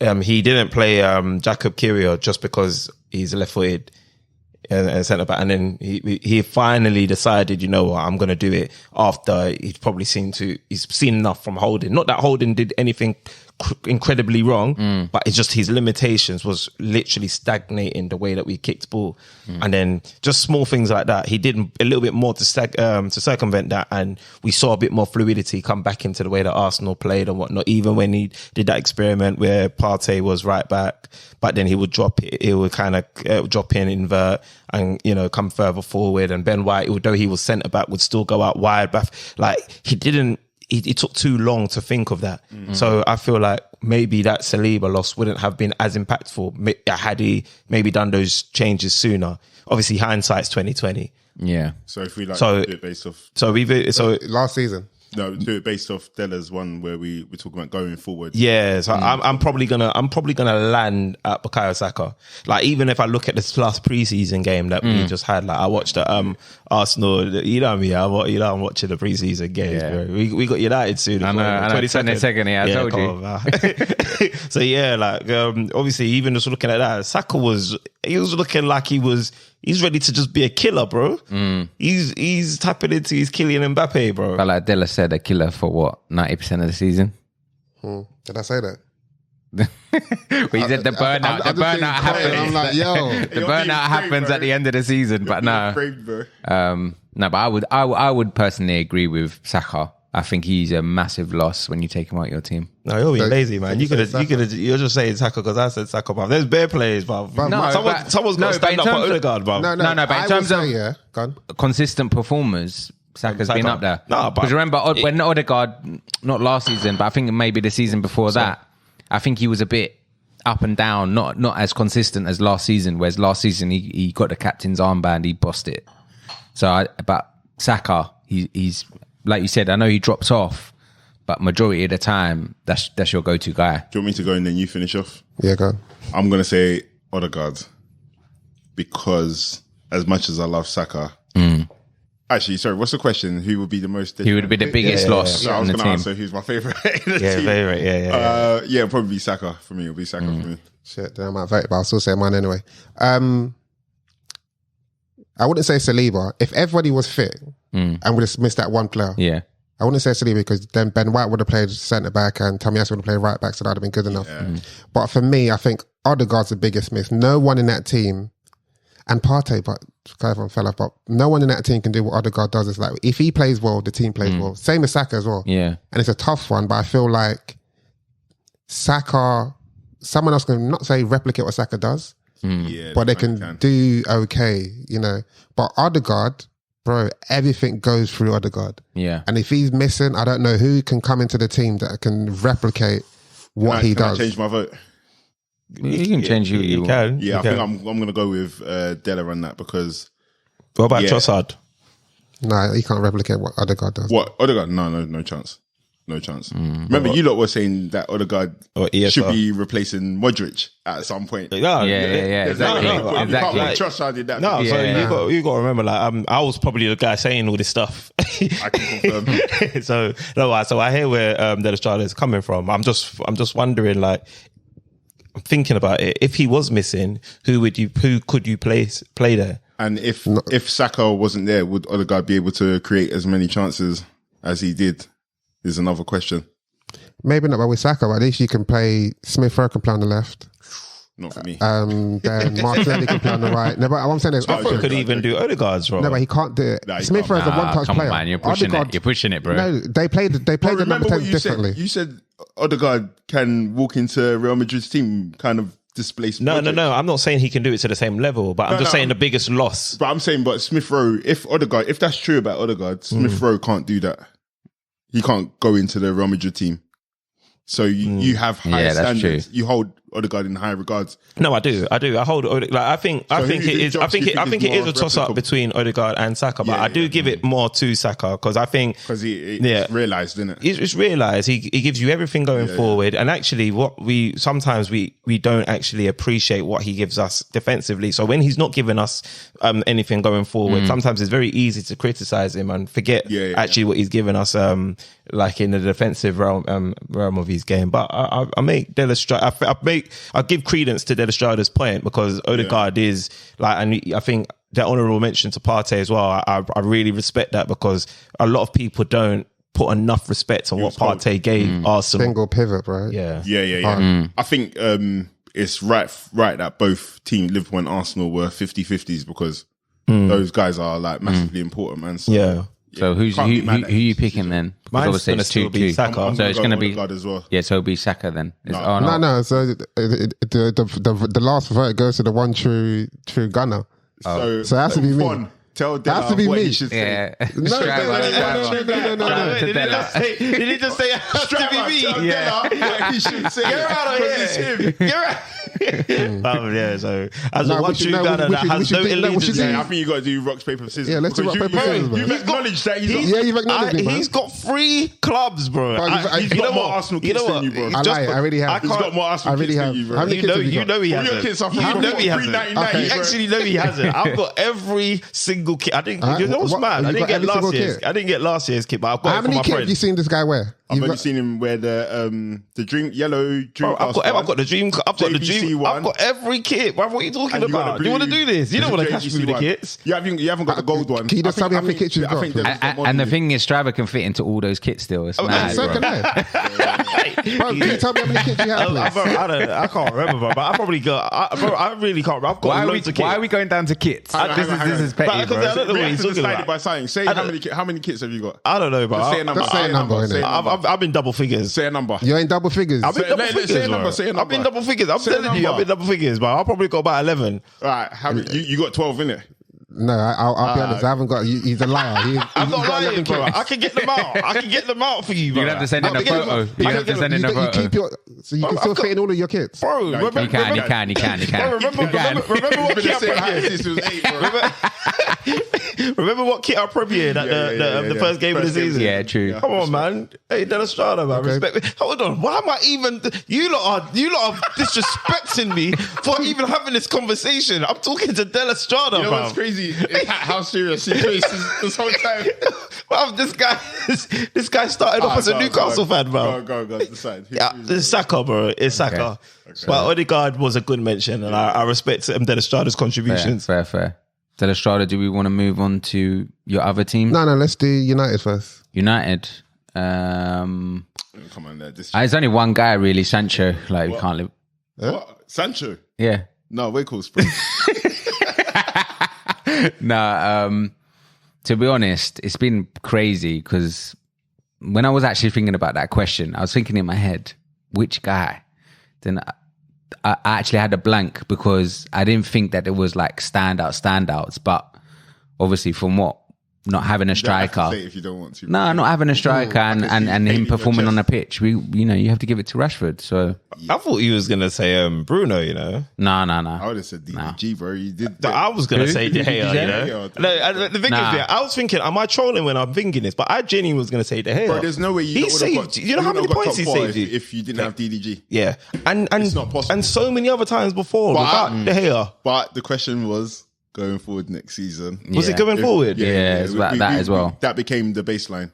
Really? Yeah. That's like the biggest loss. But I still think that is quite a big loss to United. No. Remember, Della said if the player was injured for the whole season, Yeah. and you're going into next season, that became the baseline of the. I would probably say Bruno then. I don't agree with Because that. I'll say Rashford. Yeah, that's what I said. Just because Bruno, for me, I think he still could have done better. I think he still could have done better last year. But then this is what I think I noticed about. Sorry, I think Rashford could have done better as well. Thank No, you. but I'm saying in terms of our position, we didn't really have a striker and he scored that amount of goals for us. So if you take him out our team, then we would have probably been in Liverpool's position. He should have been the striker. But then what happens if you take Bruno out of your team? He's a utility player. He sets up goals. He literally links up all your play. He scores goals as well. And he's actually also been a consistent performer at, let's just call At it like a certain tier parts. of level. Bro, Yeah, he's for been the at every single game. Yeah. He's been at every single game. No, he's not missed a game. I know that. Exactly. And for the last few seasons, so to me, sometimes I find it quite ironic that he's probably one of the most disrespected players amongst your fans. Yeah, I think if we go back to Della's point about Odegaard and how the team plays because of Odegaard, That's true. that's the same for Bruno, because let's have it right. But the goals that Rashford got weren't crazy goals. No, they weren't crazy goals, but if we applied the same thing for, but like, going Mo forward Salah, from Mo Salah now, wouldn't even be in the I know, same but I'm saying conversation. going forward from now. My thinking was going forward from now, from where I'm hearing Martial might be out injured. We've not had any strikers come through. Where Course is gone. If we take Rashford out, we ain't got nobody. Quick question. It's not even guaranteed. Sorry, it's not even a question. It's not even guaranteed that he's going to get the same goals as he got last season. It's not guaranteed, but his best goal return ever. Yeah, With but that's Salah- going off last season. But with Salah, he's consistently banged goals. With Saka, bang goals and has shown an increase. There's no proof to say that Rashford is even going to get those goals next season, because he's only done it once. So Whereas Bruno has shown a level of consistency that can be relied upon. That's why I gave it to him. Yeah. But aside from him, I did legit think De Gea as well. But I eliminate that But because De Gea's you're going- saying he's going anyway. He's gone. Yeah, he's gone. So that we're going to see what life is like. Yeah, right? true. Yeah, exactly. Well, now they got. But no, I hear what you guys are saying with Bruno. But if you lose Bruno, will Rashford still score for us? Probably. I don't think so. You don't think so? I don't think so, bro. Because like I'm saying, this is the first time he's ever scored more than 15 goals in a season. So like, why would I believe that? What is there? There's no evidence to kind of like. But let's just say I switched it now. So I chose Bruno, and then say like we don't have a striker, for instance. Who's Bruno passing to? Who we scoring with? Mason Mount. Oh, but in that point, Mason Mount could maybe replace Bruno. No, exactly. Yeah. So that's a good point. Yeah, so that's the thing. You can weigh it up in two ways. Like I said, I know where Strava was coming from in terms of when he was saying De Gea, but I know he made amazing saves. But yeah, Don't give him credit for that. oh, you Joey, but I couldn't. He would. I don't think he'd be the biggest loss because I think there are other keepers out there that can do what he does. Yeah. Do you know what I mean? At Man United, so I would like taking him out. Like for instance, our number 2 is still Dean Henderson. Obviously, he's not going to be with us. Like I don't think he wants to stay with us, but he's training with us at the moment. So I wouldn't even feel bad if we were like, oh, De Gea's out and Henderson's in. Yeah. Do you know what I mean? That's true. I think it comes down to, like you said, who's going to have a bigger impact, and Bruno's not replaceable, but it's easier to replace with Mount than it is to replace the goals from Rashford. So yeah, that's fair. Yeah. Moving on from that one, Della, what do you want to do first? Newcastle or Man City? Well, Newcastle's Bruno G, man. Let's leave it. I was thinking Bruno G for Newcastle still, but is that lazy? Because I feel like he was missing for large parts of the season, or am I just making it up? Or was that just a suspension? I think it was maybe towards the end. There was a period when Newcastle weren't great. Yeah. And he was actually he was injured or suspended, I think it was. But I think it is Bruno G. But no, I think it might be. I think this is nuts. What's his name? Centre back. Nah, striker moves into midfield. Jolinton. Yeah. Oh yeah, that's a good He's one. underrated. He plays midfield. If he's fit, he plays midfield on the left. Number 8, number 6. Like I would say, he's probably Newcastle's most important player. He's the metronome, I think, but only because he kind of presses and sets pace. But on the ball, nowhere near as good as as important as Odegaard is for Arsenal, or anywhere as good as Bruno G. No, I don't think for the system or the way that Eddie Howe plays, the person I think will be missed the most is probably I think it'll be I forgot his name. What's his name again? Jolinton. Yeah, Linton. I think he can be replaced. No, I'm not saying he can be replaced. Sorry, within the Arsenal. But even you may bring on Willock. Willock can't do it the same as he does. I know there's no one in the team as Bruno G. Yeah. But I think for the impact and the importance that he is to the team, Joe Linton, maybe I'll probably choose him over Bruno G. I'm not gonna, that's a very... What about you guys can vote. What about the keeper even? Or Trippier. Pope. Trippier's a good one. Yeah, Trippier. But I think we can. No, I think you can replace Trippier. Yeah? Yeah. He does a lot. He can come in. No, I think it's Linton. Joe Linton. Linton's not a bad shout. I just think it's a very ugly looking Newcastle team. There's no finesse in that team. It is what it is, isn't it? Yeah, he adds the finesse and it becomes Burnley. But don't be. He has got a bit of finesse as well. Don't be. Bruno, I'm sorry, Joe Linton is a quality player. It's a shame that Saint Maximin has dropped off, isn't it? A little bit. I don't think he's dropped off. I think he's just always been. Yeah. He's always been that. Never there. He was never there to drop off. Yeah, like his end products has just been like very frustrating for anyone that supports him. And I've only had like a short experience of supporting him was when I was supporting Newcastle against your club in the final, and I was like, nah, supporting this guy for the whole season would frustrate the hell out. Yeah. He did crazy in that game. Crazy stuff. I'm gonna say Bruno G. I was there too. Yeah.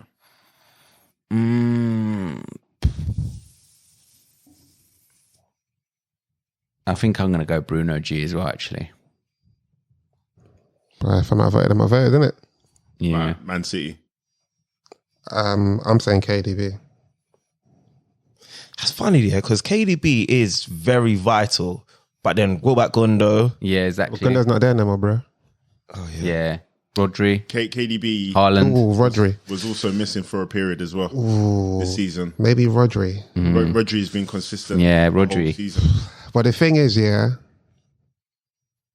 can... Okay, Rodri can't be replaced. He can-ish. But Haaland doesn't score goals unless he's supplied. He can be not replaced, but I mean, Calvin Phillips could have come in and done a job. Like he's just surplus to requirements at the moment. But I think to what level though? That's what it is. We didn't get a chance to see, but if we base it off of Leeds, I think he could have done a job. It just wouldn't have been as great a job.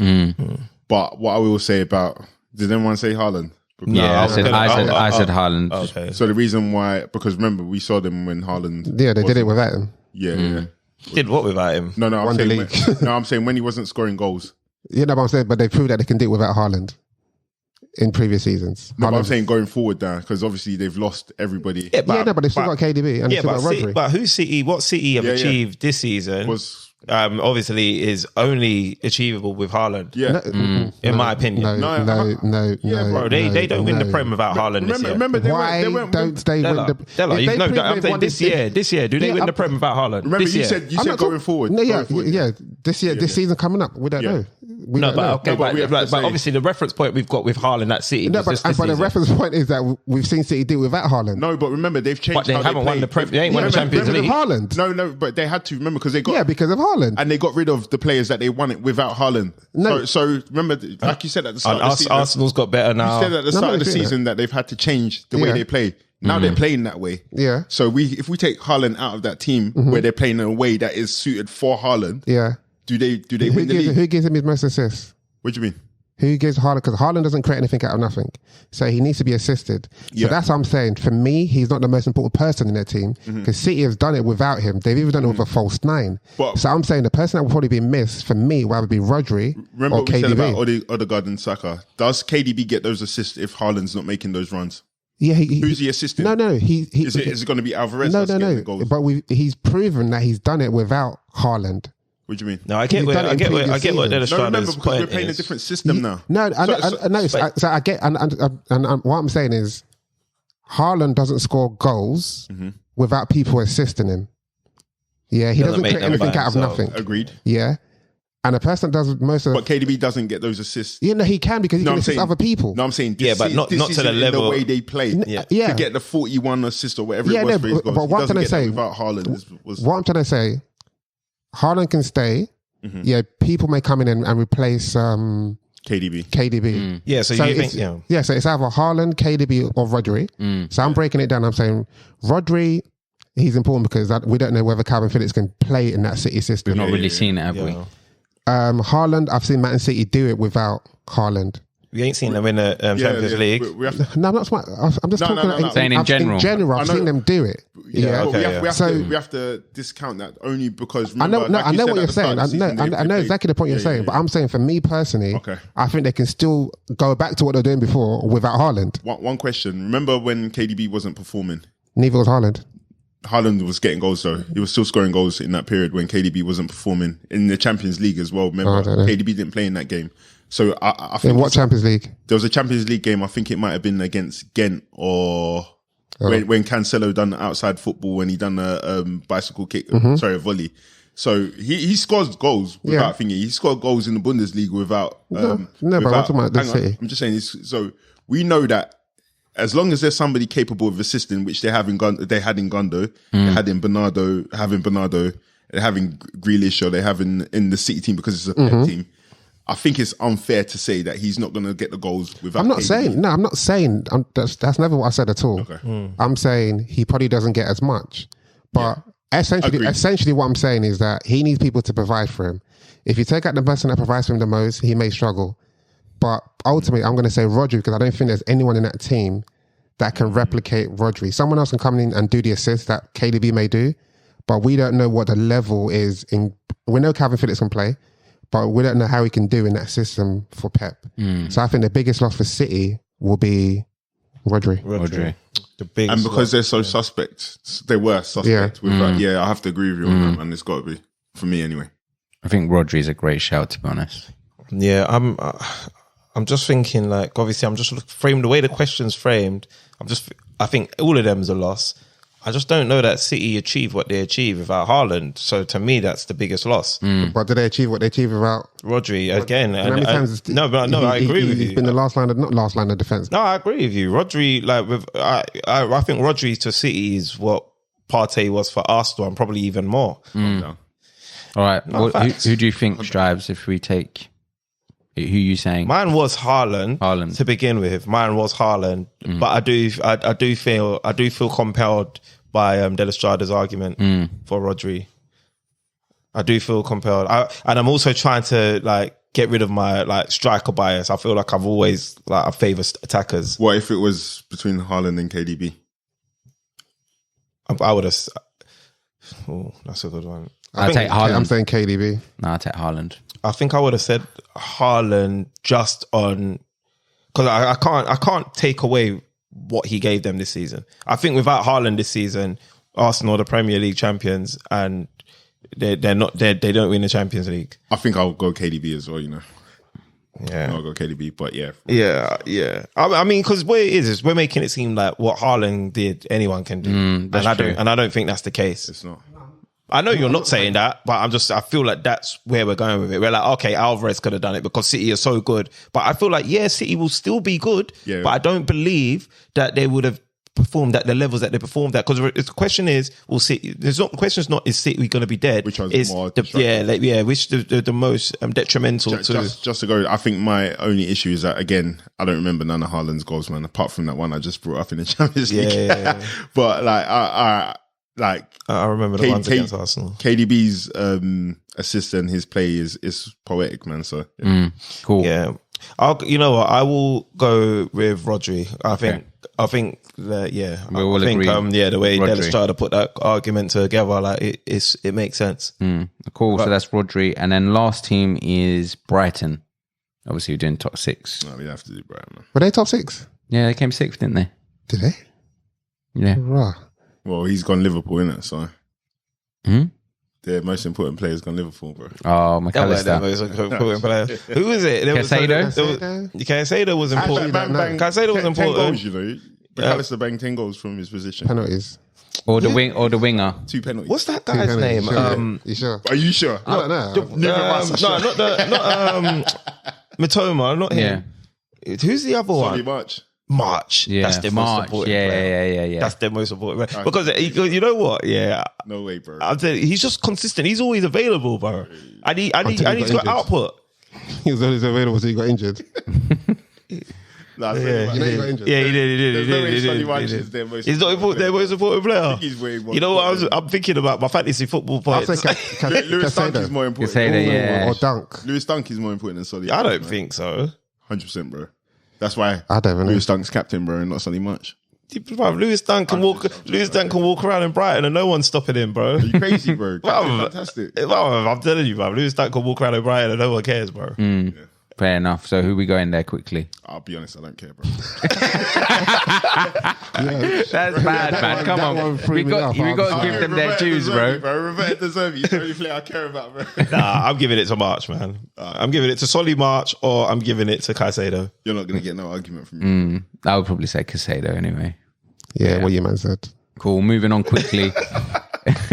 Just the last segment, just a quick transfer update. So obviously the big news was Rice sealing the deal, 105 million.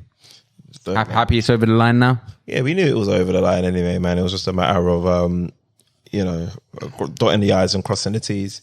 Man, happy he's over the line. He's, I was watching, do you man remember the F2 freestylers? Yeah. That's when I knew he was a boss, man. Yeah, but I watched that the other day and I was like, whew, this guy's silky. I need to watch it. What was he doing? Tech crazy. I'll post it in the group for you. All different types of striking. Trust me. But it's all been said about Rice, isn't it? Yeah, it has been. And I'm excited to see that. I would like, obviously, for him to be learning of both Partey and Jorginho. Yeah. But yeah, man, he's I'm excited by that. I like that he can give us an option in the 8, he can give us an option in the 6. I feel like his attributes serve the systems that Arteta wants to implement.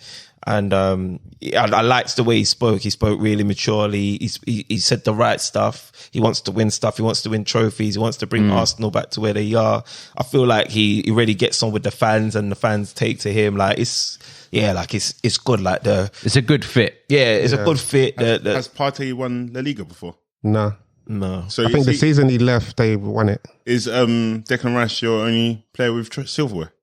No, because remember we've got Jesus and Zinchenko, Jorginho, Havertz. Yeah, my bad. Havertz. We got winners in the team now, bro. My bad. Yeah. Well, I think it's a good signing. Sometimes, I'm thinking, because you know how Mancini used to use Yaya Toure? Yeah. He starts as a number 6. When the going gets tough, he plays him as a number 10 or whatever. Driver. I can see, because Declan Rice, he can do 8, he can do 6. If need be, that's why I don't want Partey to go, because keep Partey on the pitch. Odegaard, the game's going past you. Havertz, you go number 10. Then you've got Rice as a number 8. But that's just a solid midfield. Yeah. You can play DM as well, though. Yeah. Yuri and Timber. Yeah, no, I'm just saying, just using our midfielders. Like if Partey does go, yeah, you got Jorginho as well. Yeah, exactly. Yuri and Timber, so that might be the. I think if Partey goes, we need to get an adequate replacement. Otherwise, I don't think he will. No, you're not. Especially when you got Jorginho, then you got Rice. Rice is going to be starting. Jorginho covers. That's but trust me, we need to have the depth though. But would you rather get another midfielder or get a right-sided midfielder for cover for Saka?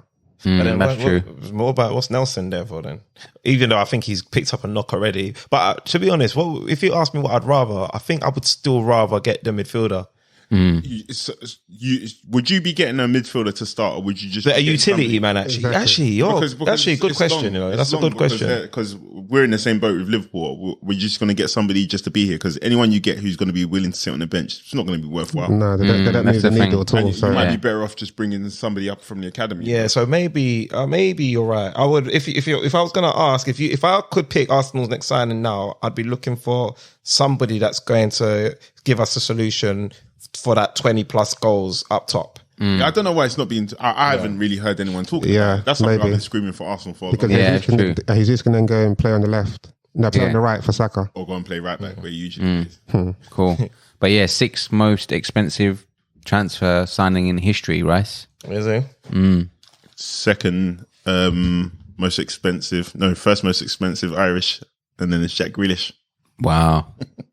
Crazy. Yeah, because they both playing for that under crazy the Irish teams. Yeah, but then you signed Timber as well, didn't you? Yeah, man, that should be good as well. Like, I think like with Arteta, what Arteta started doing. I remember when Del Estrada was in the groups waxing lyrical about this new discovery that Arteta was doing in the last couple of games of the season.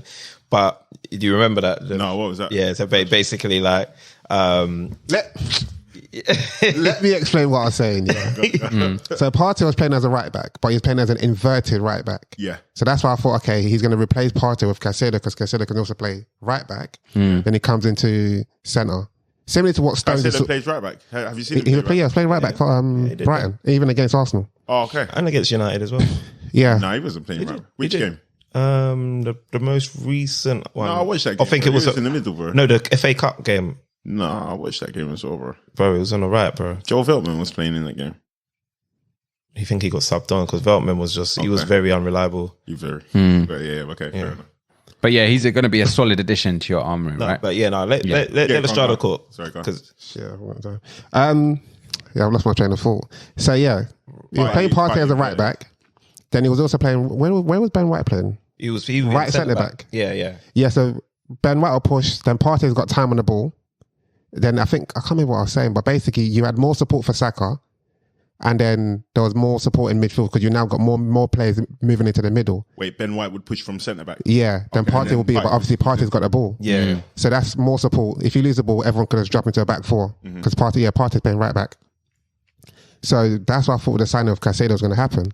But you've got a cheaper option in what's his name? Urian Timber. Timber, who can play exactly the same role, similar to what John Stones is doing at Man City. So now what Arsenal's going to do when Zinchenko is injured, you can play the inverted role on the right side. So at all times, Arsenal can always play their formation at the back four. So just a stronger box. Yeah. But and I feel like Arteta was like testing that out with Partey, saying, "Oh, let me see if this can work." And Partey, it worked with Partey, and he got a player that it suits that profile, like almost like it's a perfect fit. That's why I would like to see Partey stay, because it just gives us more option, just in case there was ever a freak occurrence where we're losing the likes of Tommy and Saliba at the same time, because that was a freak occurrence. Quick question: does anybody know the last good player to come from the Dutch league? The last good player to come from the Dutch league to the Prem. Van Nistelrooy. Say again. Dirk Kuyt, he weren't great. I don't think it was Yeah. That's the only thing I'm worried about regarding Urian Timber, because I think Martinez. Oh yeah. And he's very different to Lucho Martinez. So that's why I'm a bit worried if he's going to be able to handle the Premier League, because he's quite a marauding player. It's going to be interesting to see. If we move on to your team, Joey, got a couple of players looking like they're on the way out. Big trouble. You can't blame them though, really. No, 100%. And I think you won't hear Liverpool complain about it, because like the money on offer, you'll be evil to stop your player from getting that kind of money. I agree. We're losing too much too soon. Again, with the Fabinho one, I don't think there will be many people who are angry about that. He's one of my favourite players at his peak at Liverpool. But I think it's more the Henderson one now. The Henderson one I wasn't too mad about initially, but with both of them going, I'd much rather lose Fabinho, because again, like we know that the impact, you know, like for example, we've lost Milner, but there are certain people that kind of like set the tone of what the club is, and I think that has been Henderson and Milner. Now we're losing that. Yeah, both your really experienced players, right? Yep, and we're losing another senior guy in Fabinho on top of that. There's been arguments all day in my Liverpool group. Players want we want two more midfielders, but if you look at our midfield, we've got loads of midfielders, man. I think we've got the most in the Premier League as well, centre mids. So really, have you got the most that can keep you competitive at the level that I suspect all of your fans want to be at? So let's say starting, we've got McAllister, we've got Soboslai, we've got Thiago, we've got Fabinho, we've got Henderson. Yeah, we lose Fabinho, we lose Henderson. We've got Curtis Jones, who I think was kicking into a bit of maturity. Yeah, he's doing well. Harvey Elliott, who has been starting in the midfield. He's got enough starts for him to also kick on. So really and truly, I think we need one more centre mid and a top quality Bajcetic? Bajcetic, again, I think he's a sick player.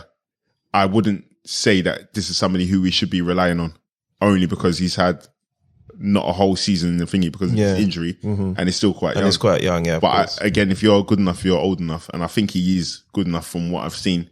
But I would never put my money on that because I've just not seen enough. Yeah. But so that's why I'd say we get one more DM because we don't have a solid DM if we lose Fabinho.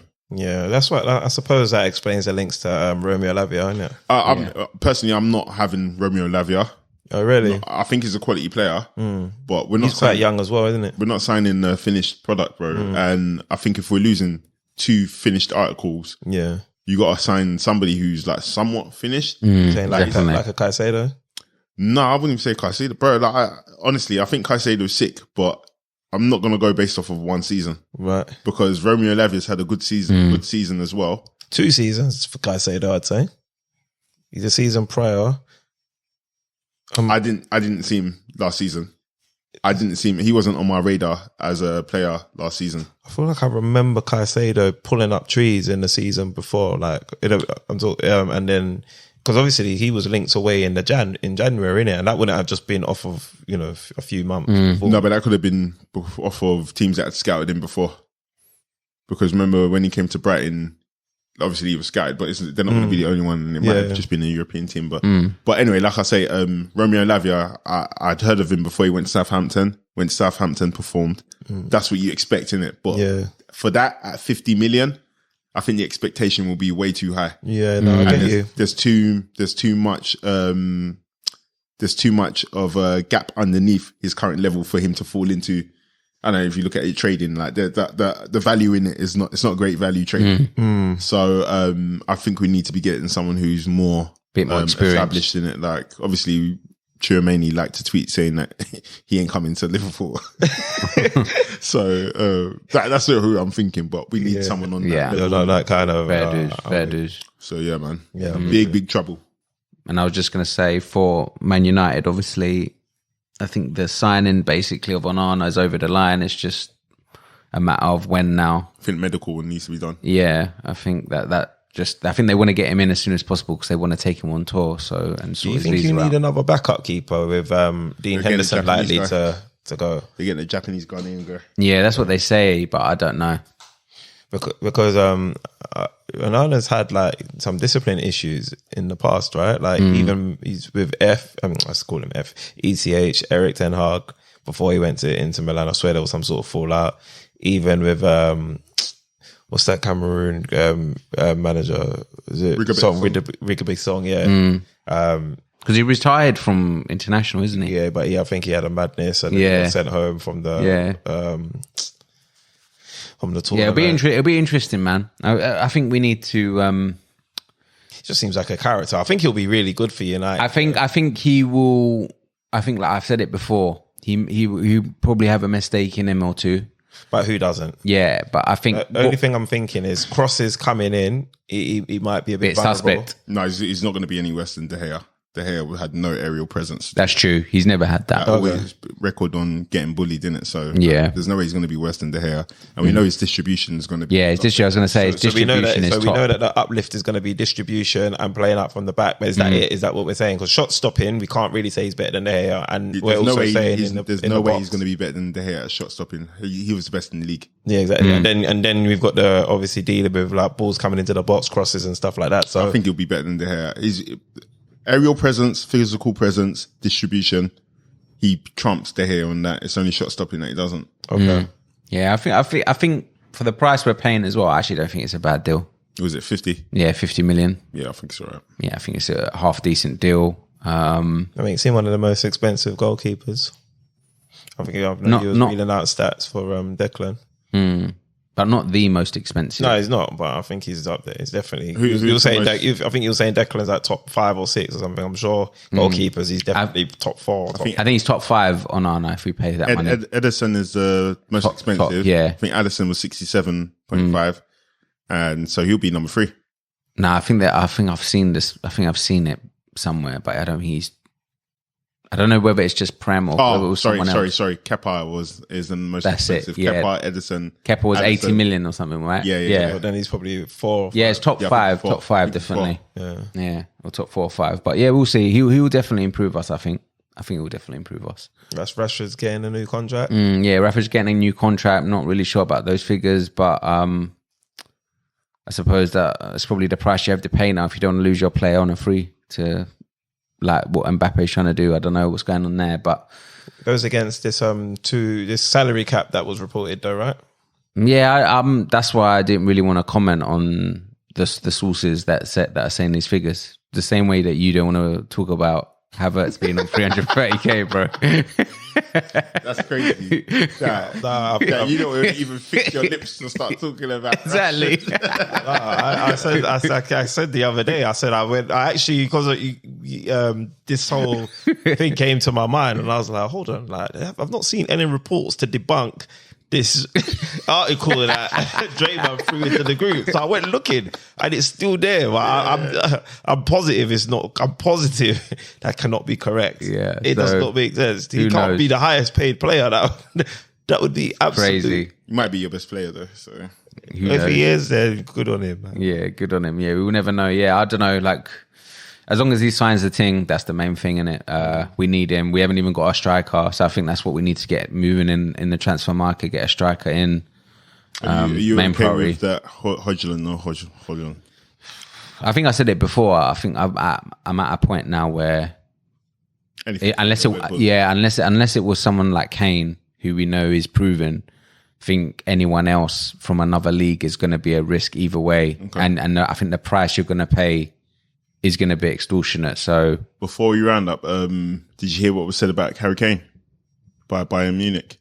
Oh, no. So they're basically is it Uli Holness? Yeah. He said if Kane and his camp are honourable people, then he'll be at Bayern Munich because he's spoken to us and basically promised I just can't. He's going to be here. I just can't fathom Kane leaving Tottenham. I just don't think it's going to happen. I remember because I think the only stipulation publicly that's been announced, whether it's true or not, is that Daniel Levi's position is that he can't go to a rival. Okay. So that makes would sense. satisfy it, but yeah, that's crazy to say that you have to leave the country. Yeah, exactly. Or you have to go to fucking Brighton or Burnley, bro. That's fucking insane, bro. This Daniel. Like you can't consider the top four as a rival, bro, when you've had a shit season like Tottenham. Boy, that's actually a decent point as well. Where did Tottenham even finish? I'm sure they finished 7th. 7th or 8th. Still rubbish though. But yeah. But it's true though. If you do sell Kane to a rival, that is an abomination. I make him right for trying to angle it that way. I think Arsenal should be the only clean club that Tottenham aren't allowed to sell to, bro. But it's not worked in the past. Remember when we took Sol Campbell from them? We went on a free. Yeah. But that's within the remit.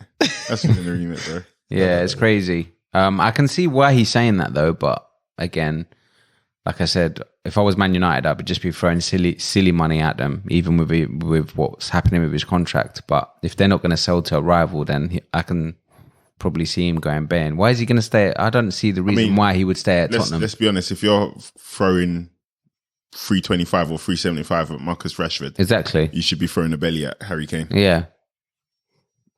Yeah, I mean, that's rude the way you framed it, but I get what you're saying. Harry Kane should be on 700,000 if Marcus Rashford's on 325, bro.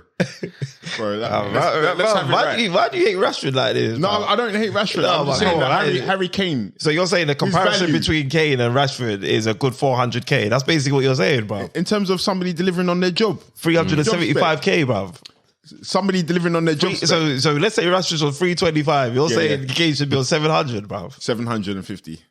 and Haaland should be on what, 800? What is Haaland on? 1.5 mil. 1.5 mil a week. Yeah, that's crazy. But honestly, though, I did say today, if Rashford's on 375, Haaland should be on 1.5 mil. I don't think it's on 375. I think it's on 325, unless this 375 includes add-ons or something. Yeah. 1.15 mil, dude. It's crazy figures, to be honest with you. Well, boy, if you're saying that he's your most important player, well, I think at the moment, if we were to lose Rashford, like I said, I don't think. I think we'd struggle. Then the money's justified. Yeah. No, but I'm saying that if he's your most important player, and honestly, he's not, is he better than Saka? I'm not saying, no, for me, no. He's not better than Salah.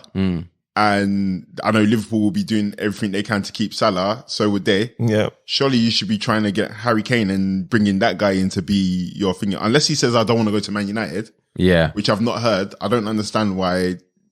Like Daniel Levy is not a fool. He would take good money for. Yeah, he would take good money. But would it be mad to, I don't know, spend 150 million on a player like him? Would it be mad? If you get Kane, if you got a striker like Kane, you are odds on. You catapult yourselves into the conversation of the favourites to win the Prem. I'm not understanding what's happening here, bro. Like, we should be treating this the same way we were thinking that Mbappe was going to come to one of our teams. Yeah. Do you know what I mean? Yeah. Like, you should be going for a proven Premier League I think striker. it's what you say, though, because I think anyone that knows Man United would go for someone like Kane, and it will only be Tottenham that don't want to sell him to us. So I can't see Tottenham having a problem with him going to Daniel Levy, having a problem with him going to Man United, if I'm going to be honest. So what is it, the money? No, he must not want to go to Man United. I don't know. Like, probably. I mean, I'd actually, I think he would love to stay in the Prem, but like, I think if he can't, the only teams he probably wouldn't go to is West Ham, Arsenal. I mean, do Chelsea and Tottenham even hate each other that much? I think they do. So then he probably won't go Chelsea. I think, but Bayern is a easy route to trophies, bro, man. That's true. And then maybe circle back to the Prem. And I think you just try and stay and get Champions League. That's going to be an interesting one. I want to see if he ends up somewhere. If he ends up at Bayern, I don't think he's going anywhere. To be honest, Can't see it, man. We'll see what happens. Cool. Anyway, that's the end of our segment. We've covered everything. Thanks for listening to us. Thanks for joining us. We'll be here same time, same place. Podcast Pundits. Sorry, quick one as well. When United text you for your birthday, text them back about Harry Kane. See if they say it. You're rude. But if I could, I would. Just I know you would as well. Have you got that app on your phone? Have you got the United app? Happy birthday, Ronaldo. Oh, mate. No. All right, in a bit, guys. All right, peace.